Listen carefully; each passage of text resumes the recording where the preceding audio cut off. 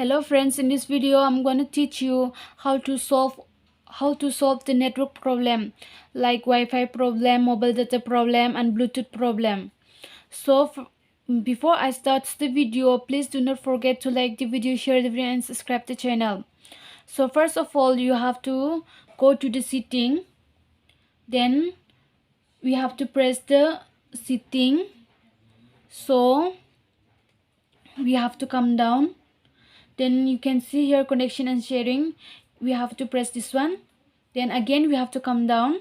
Then we can see here reset Wi-Fi, mobile data. All the problems will be solved if you press this one. And you can see here reset setting. If you press this one, then all the problem will be solved. So if you press it, then your problem will be solved. So it is done now.